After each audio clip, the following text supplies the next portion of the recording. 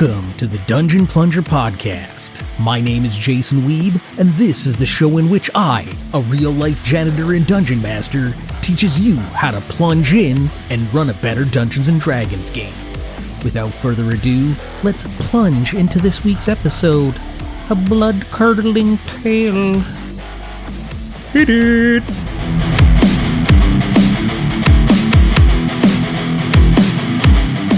And welcome, Dungeon Plunger Union members, to another spectacular and most awesome episode of the Dungeon Plunger podcast. Well, here we are, another week and another podcast. What have I been doing? Well, it's a great question, because you know what? I don't know what I've done this week yet. It's sort of a weird time traveling experience. What I have been doing is preparing for an upcoming Stars Without Numbers game, which will be happening on the Wednesday in the past of when this episode will air. And you know what? Maybe future Jason will talk about that. I don't know. Maybe future Jason will be hit by a bus and you'll never know. Let's hope not. But I have been continuing to prepare for my eventual Masks of Nyarlathotep campaign, and taking the advice of Joe Richter, I went and I looked up Runeslinger's YouTube page. I put a link in the show notes for that. And I looked up where he was talking about his take on how he's ran the Masks of Nyarlathotep campaign. Apparently, this dude's run it like 4 times. Honestly, I find that so strange, because it's not the first time that I've heard people running this campaign like multiple times. In fact, the Armchair Keepers of Arcane Secrets, which is another YouTube channel that he talks about during that video, one of the guys in that has also run the campaign multiple times. And on the one hand, I think that's amazing. And on the other hand, I say to myself, wouldn't you want to run something else? Like, what exactly is it that draws you to playing the campaign multiple times? I don't know. You guys let me know what you think about that. Have you run a campaign that you've run like multiple times and it just seems to be that go-to thing? I mean, I've done adventures multiple times, like little adventures from Dungeon Magazine, or, you know, one-shots. I'm sure many people have done convention games multiple times, but that's sort of the point of a convention game, right? Is that you're going to do this, you know, over and over to get people into the game, and you kind of need to know what you're doing, kind of massage that thing. But a whole entire campaign that can take years, I don't know, man. It's that's an interesting concept. Anyway, I'm not trying to throw shade on anybody, just a genuine question, but I'm curious to hear what you guys think about that. And in other news, we've got at least one call here for the Mimic mailbox, so let's take a dive in. We got a call from Mr. Che Webster.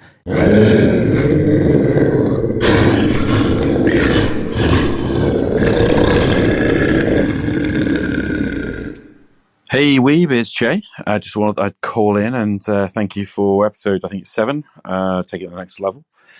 A couple of thoughts on learning new big games, and also wanted to comment on your statement about how no game was ever better for having more rules. Oh boy, do I disagree with that statement. Wait, hold on. Did I actually say that? Rewind, play the tape. I don't think I remember a single game in which the rules themselves made the game a better experience. Busted! I guess I did say that. Let's listen to the rest of what Che has to say. Yeah, let's deal with that first. I think there have been plenty of games I've run that have had too few rules and have been absolutely awful for it, or put me in a really difficult position. I've had to make something up on the fly, and then it's not necessarily worked out, and I've had to go and like fiddle around with it. Yeah, I really appreciate having a solid set of rules, to be honest with you. And even if I don't need to know all of them or use all of them at one go, it's just great to be able to go and look up a solution. Which kind of brings me to the question of like how I go about learning new games. So I would say this as a person who has done this in a bad way and lots of good ways. The good way is pretty much start playing with it. When I learned D&D 3rd edition, for example, we just started playing, we made up characters, and keep it simple. Like, if you learn 5th edition, go make some human characters, make some fighters, and make some thieves, and have some fights, run some combats, like you said. kind of learn the basics and then build your knowledge as you need to. So if your players create a character of a certain type, then obviously that's great. And whatever characters they've created, obviously then you can focus your attention on knowing what those characters can do. So learn their abilities, feats, whatever, spells, all that sort of stuff. Just what they have. Don't worry about everything they can possibly do, but just what they have. Get your head around those things. Work with the players on introducing those to your game.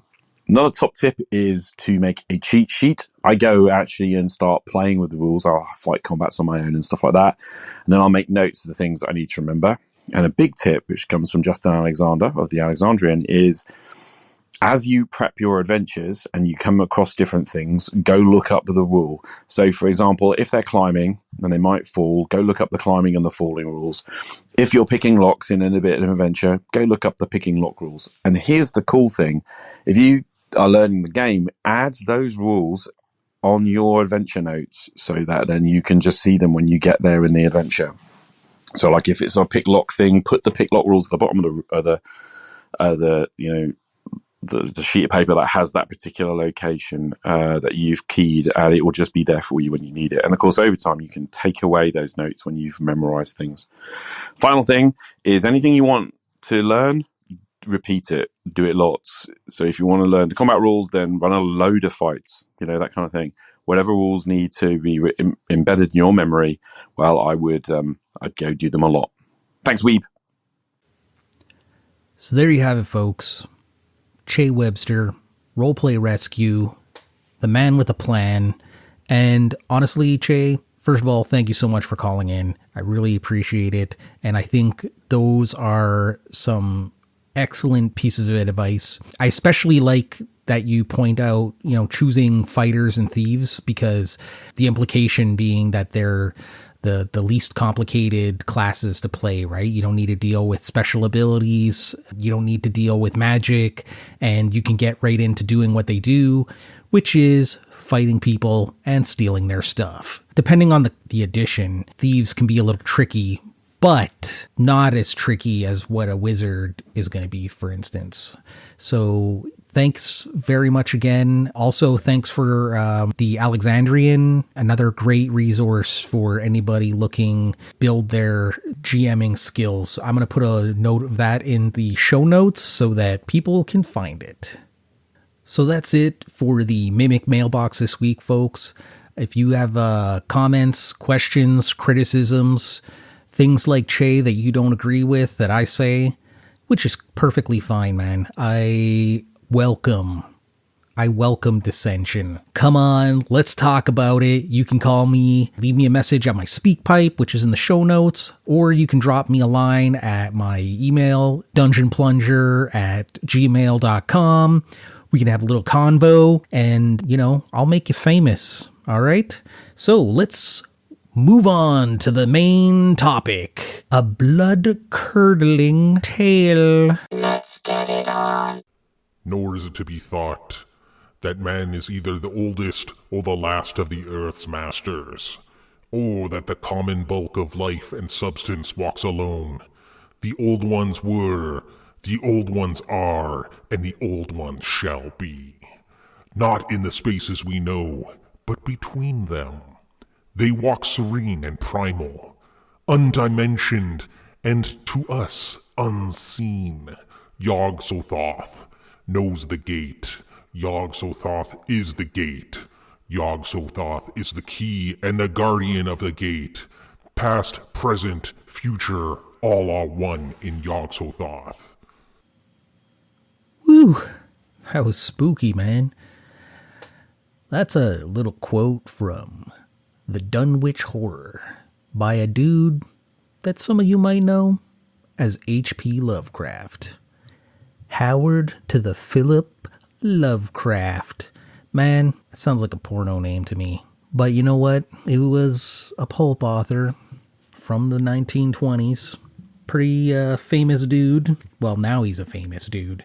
Back then, nobody knew who he was, and nobody really cared. And yet, this guy is a dude that has left an indelible mark on our society. On the cover of one of these books that I have, it says, One of the most influential practitioners of American horror, H.P. Lovecraft inspired the work of Stephen King, Anne Rice, Clive Barker, and many more as he perfected his mastery of the macabre. His works developed from seminal fragments into acknowledged masterpieces of terror. This volume traces his chilling career. This quote is from The Road to Madness. The first book that I ever actually read of Lovecraft's tales was a little book that was handed to me by a friend, and it was called The Best of H.P. Lovecraft, Bloodcurdling Tales of the Horror and the Macabre. Jason back then did not know how to say macabre. I think I said macabre. I don't know. Honestly, I don't remember. All I know is I probably said it wrong. In fact, if you've ever read Lovecraft, there's probably like a megaton of words in here that you have no idea what they mean.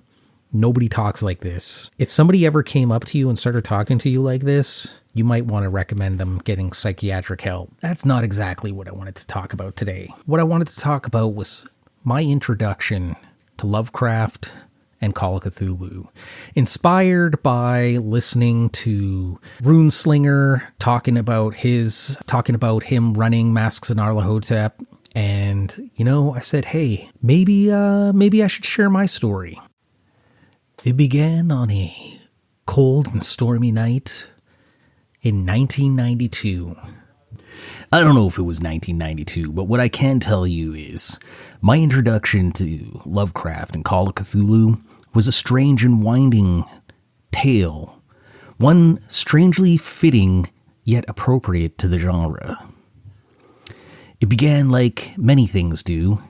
Back when I was a teenager, I lived in this tiny little town that was 20 minutes outside Winnipeg, a place where prairie grasses grow so high that if you walked in a field, you'd be swallowed up in an instant, possibly never to be seen again.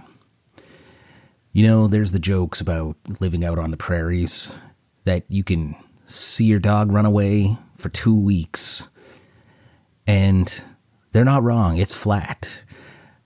One time when we went on a family trip, one of my brother-in-laws came along with us, and the flatlands completely freaked him out, and I'm not even joking. He was, I guess, whatever the opposite of agoraphobic is. I don't know, but I kind of found that amusing. Growing up, I had a small group of friends. Being out in the country, we'd shoot our pellet guns in the backyard at targets, and, sometimes we'd shoot at things that we weren't supposed to shoot at. Often, we'd ride our bikes through the monkey trails, the weaving and wild woodlands near the river. I never knew why they called them monkey trails, but that's what they called them. Basically, hiking, biking, whatever. I guess, that was the place where you went to monkey around. I guess if I had to guess, when we weren't up to doing no good, whatever that was, a couple of us would go and watch movies and talk about movies, and especially horror movies. My favorite horror movie franchise of all time was the Nightmare on Elm Street series. I loved Freddy Krueger, I loved how hilarious he was, and I thought that his hand razor glove was like the coolest weapon that there ever was. Oh, I remember going out for Halloween as Freddy Krueger, and I just felt like, Jason Voorhees, that is, and Michael Myers from Halloween were just kind of boring. They just went around and killed people. Even the Leprechaun was pretty awesome. He came up with some pretty fancy ways of killing people. And I feel like kind of in a lot of ways, that's what a lot of those slasher films were. They were an effort to come up with creative ways of killing half-naked teenagers and, giving you a little bit of a fright, kind of like going down on a roller coaster. That thrill of being safe and yet scared at the same time. One day, I discovered this glossy flyer offering 10 VHS movies for a penny. And all you had to do was buy a bunch of movies later, and that was it. And I was hooked. I was working for my dad at the time. I was cleaning his warehouse. Later on, I would move on to move furniture. And for a teenager, I made pretty decent money at the time. One of the movies that I ended up getting at the time was The Army of Darkness. Man, that is like one of my favorite movies of all time. And it has always stuck with me. I remember my name is Ash, and I'm a slave. As far as I can figure, the year is 1300 AD, and I'm being dragged to my death. It wasn't always like this. I had a real life once. A job. I had a wonderful girlfriend, Linda. Together, we drove to a small cabin in the mountains. It seemed an archaeologist had come to this remote place to translate and study his latest find, the Necronomicon Ex Mortis, the Book of the Dead. Bound in human flesh and inked in blood, this ancient Sumerian text contained bizarre burial rites, funeral incantations, and demon resurrection passages. It was never meant for the world of the living. The book awoke something dark in the woods, something evil. It took Linda. Then it came after me. It got into my hand and it went bad, so I lopped it off at the wrist. But that didn't stop it. It came back big time. Like, that's how the movie starts. I think what I really loved about it was this combination of sort of the future guy in the fantasy world. And I've always wanted to kind of do that. Do a campaign, or at least a little mini campaign of a couple of adventurers from the modern world sucked back into the medieval past with maybe a little bit of magic, fighting undead with shotguns and all that kind of stuff. Later on, I would find out that the Army of Darkness was based off of the Evil Dead 1 and 2. Much, much later on, they would make an Evil Dead TV series and a couple of movies that were actually pretty decent in the fact that they were quite horrific versus the horror comedy of the Evil Dead movies. Back to the time when I'm a teenager, much after this, I would go on a family vacation to the west coast of Canada. I'm in this little cramped bookstore in some Vancouver City mall, and I found it there, sitting amongst other books, the Necronomicon, waiting, calling to me. The book was a little black paperback with some elaborate pentacle design on it, and it was written by this dude named Simon. No last name, just Simon. Who was Simon? Where did he find this? Where did he translate it from? Is Simon insane? Well, Simon said, buy this book, and that's what I did. The Necronomicon was real. I remember poring over this little book, too naive to understand that this wasn't some translation of a real ancient text. I thought it was real. I thought this was a real book, and, that somebody had actually translated this. I was such an idiot. Anyway, I proudly kept that little book on my meager bookshelf, along with my Hardy Boy collection and a whole bunch of beat-up Star Wars novels. Because you know what? I was a rebel. And somehow having some sort of weird satanic pentacled book in my bookshelf made me a badass. I don't know what I was thinking. Later, I moved to Montreal a few years after that. And there, I attended my first Western Civ class in college. The teacher began to talk about Sumer and the cradle of civilization, and bingo bango, a connection was made. I excitedly raised my hand. Hey, have you ever heard about this book called the Necronomicon? I asked. She had not. Thankfully, nobody in that class knew what I was talking about. I still to this day am completely embarrassed that I was asking a Western Civ professor about if the Necronomicon was real and all of that. Anyway, not long after, I joined the college gaming club called The Guild, and I was chasing girls. The Guild was a magical place. It was this tiny little office space, big enough for a desk, a 2 small-seater couch, and a couple of chairs. There was basically this little small cubbyhole that could be locked up, and it had a small stash of RPG books that were kept inside of it, locked up and safe. And among those books was the 5th edition version of Call of Cthulhu. This was when I finally learned that the Necronomicon was a fake book created by some old dude writer, and they made an RPG based on one of his more famous stories. Sometimes I wondered to myself, why did they name the RPG the Call of Cthulhu? Like, why did they choose that specific name? I'm sure that it's out there somewhere, and I'm just too lazy to figure it out. I mean, imagine if the game would have been called, like, The Dunwich Horror, or The Whisperer in Darkness, or The Haunter of the Dark. In the end, the Call of Cthulhu seems like an apropos name. Despite being in the gaming club, I did very little role-playing. Mostly I played Magic and cut classes. I ended up dropping out of college because, well, the fact of the matter is I was just way too cool for school. I ended up joining the Canadian Armed Forces in the reserves, and I was there for a very brief period of time. And then I left Montreal and I moved out and I went back on my own to Winnipeg. Eventually, after a few months there, I decided to move back to Montreal to my family. But then something interesting happened. Almost as if it was straight out of a Call of Cthulhu scenario. Someone died.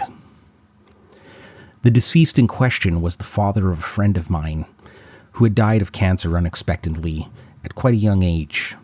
I was still too young to question my own mortality. While attending the viewing with a bunch of us from college gathered together, huddled, talking quietly as family and friends went about doing what they do at such somber occasions, was when a friend of ours said, "Hey, I've been reading this scenario called Escape from Innsmouth. It's for the Call of Cthulhu role-playing game." I was vaguely aware of Call of Cthulhu. I understood that it was a game, but I had never played it. I didn't really know what the expectations were. And this invitation would be the very beginning of my real role-playing career. Could you call it a career? Hobby? Obsession? Anyway, we gathered in his home in the basement of his parents' home, as so many young people have done in ages past, carrying on that grand tradition of eating chips, pizza, and hot wings while creating characters and to delve into an imagination that was rearing its head to be released. I created my first investigator, a photojournalist named Jim Dixon. At this point, it would be apropos to cue the Beavis and Butthead laughter. He's a dick. Despite Jim's profession as a photojournalist, Jim, in the end, would never actually end up taking a single photo. And when I think about how hilarious that was, I kind of came to the realization that nobody would have taken my character seriously if I would have taken pictures of some of these things, and so I just never bothered doing it. In retrospect, I probably should have taken the pictures and just gone with the flow of things, but I wasn't the brightest bulb. As we delved into the scenario, our characters investigated that decrepit, haunted town of Innsmouth, and eventually my wife would join us, and she created this character who was a daughter of a gangster, and she carried 2 violin cases with Tommy guns in them. We should have known that things were about to go very, very wrong at that point. During our investigation in Innsmouth, our characters were breaking into a place gathering clues, as Call of Cthulhu investigators are apt to do. And Jim Dixon was keeping 6, along with Megan Malone, the gangster's daughter. That was when a bunch of redneck creeps showed up and, essentially working for the police, deputized, decided that, you know what, these investigators needed to be shown the door. So they started beating the crap out of Jim. And Jim was talking about how, well, more like screaming about his constitutional rights. And that was when Megan popped out those Tommy guns, gunned them down, and we had the entire town come down on us as we tried to escape from the little village. I hate to be the bearer of bad news, folks, but Jim did not escape from Innsmouth. I know that Chaosium plans to release the new Innsmouth book for 7e, and I'm really hoping that it has this campaign in it. It was the first campaign of any RPG that I'd ever played, and it holds a special place in my heart. So many good memories. Whenever I think about it, I just remember good times and a joy at being introduced to a hobby that would take over my life for the next 20 years. And so that's my introduction to Lovecraft and Call of Cthulhu.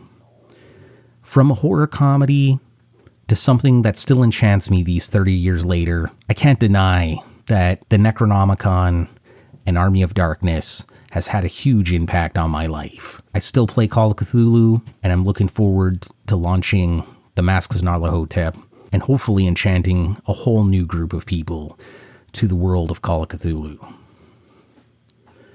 Anyway, folks, that's all I have for this week.